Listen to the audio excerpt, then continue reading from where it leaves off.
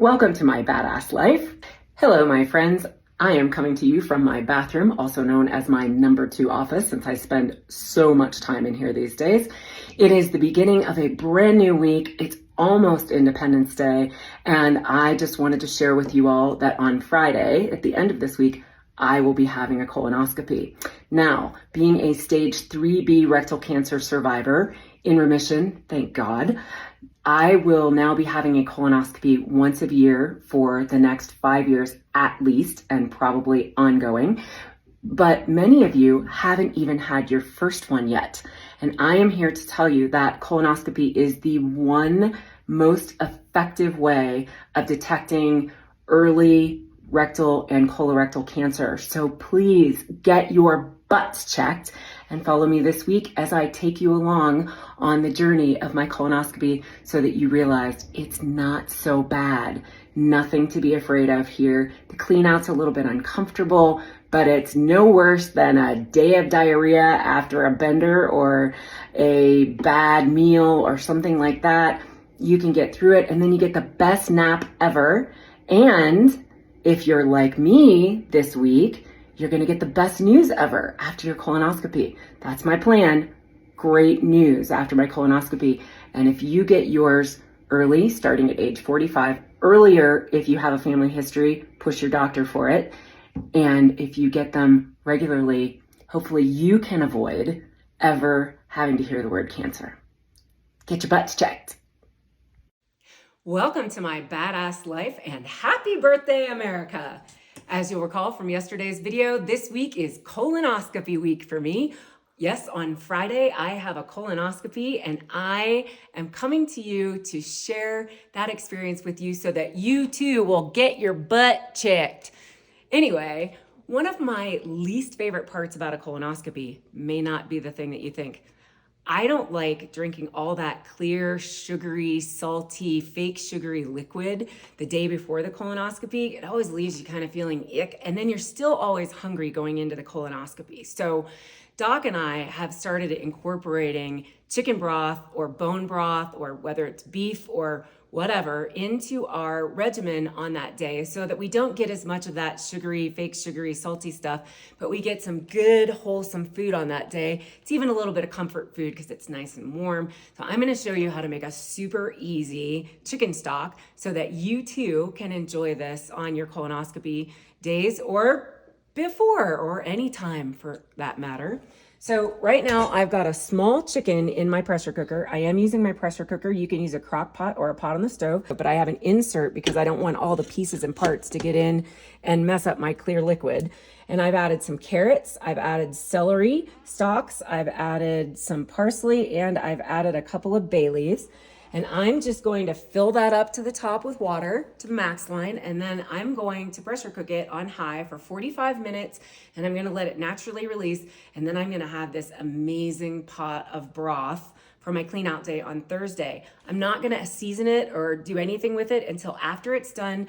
I'll taste it. If I want to add a little salt, then I can certainly do so. But this way, I've got something nice and healthy. It's gonna give me a lot of extra protein, and it's gonna keep me from being hungry, starving on Friday morning at 10:15 a.m. Mountain Time. So get your butts checked, everybody. And in the meantime, check out my blog, My Badass Life, at medium.com/mybadasslife. Hello, my friends. It is 2 days before my colonoscopy, and while you are not going to see me in this video, just wanted to share with you my breakfast is pretty bland. I'm having some whole milk Greek yogurt along with some cream of wheat because it's low fiber, because on day 2 or 2 days before colonoscopy, do not consume any popcorn, seeds, nuts, salads, raw vegetables, corn, beans, peas, whole grain, or whole wheat breads. And that is because they don't want a whole bunch of fibrous foods getting stuck in your colon passages so that it throws off the diagnosis or the scope as it goes through, and they just don't want any little particles stuck in there. So 2 days before your colonoscopy, you have to kind of stop eating so much fiber. We refer to it as the toddler diet. I am incredibly familiar with it because I was on it for 10 weeks last year after my surgery, resection surgery, and with my ileostomy. So back to the toddler diet for a day. We'll take it. And here's another example of the toddler diet pre-colonoscopy. Just cooked carrot, a little bit of bland chicken, and some white rice, and just a little bit of low sodium soy sauce for flavor. Don't make me laugh, I'll poop my pants. Not kidding. Not kidding. So you may wonder why I'm sitting in the bathroom during my colonoscopy prep. And I'm just going to preface this with welcome to my badass life. And it's way easier to have a colonoscopy and to do the prep when you're healthy, because when you're doing it with a semicolon with parts that have already been removed thanks to rectal cancer, it's a little bit more challenging, because when things start to flow, they just go. And so being closer to the toilet is a much better idea. So I'm just camping out here. So get your pre-screening while you have all your parts? Is that what you're saying? Yes, get your screenings done while you're healthy, because once you go through all that cancer crap, there's a lot of crap. I do need to give a quick shout out to my awesome doctor who I called this morning and said, I'm having a little trouble with the prep thanks to the semicolon and those big missing parts. And he helped me by modifying the prep protocol. So always trust your doctor and be super grateful when you have one that listens and responds quickly.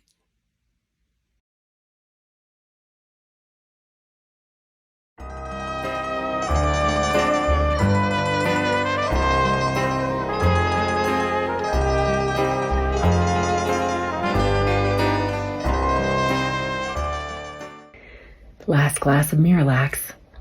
Bottoms up.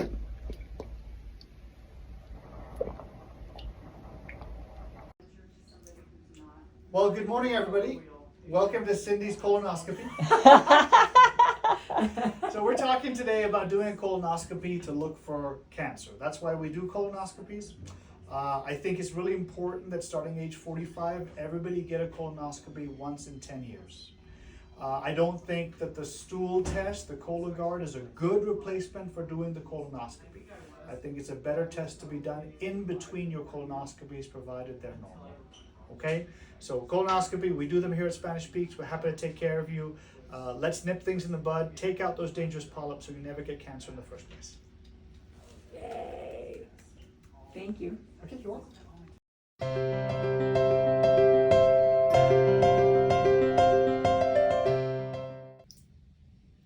E.T. phone home. We're waiting on the IV to happen. That's going to happen soon. And then in the scope, the little sneaky snake gets to do its thing and find nothing. And give you great news. Great news. So we were just talking about last year at this time, I had an ileostomy bag, and an ileostomy that was challenging, and I had a yeast infection in it, so it was very uncomfortable. I had a drain tube coming off of me because we were in between surgery 1, which was resection, and surgery 2, which was reconnect. And so even though I'm here with an IV and about to go in for a colonoscopy and all that stuff, it's still significantly better than last year. And hey, I'm alive to thrive at 55.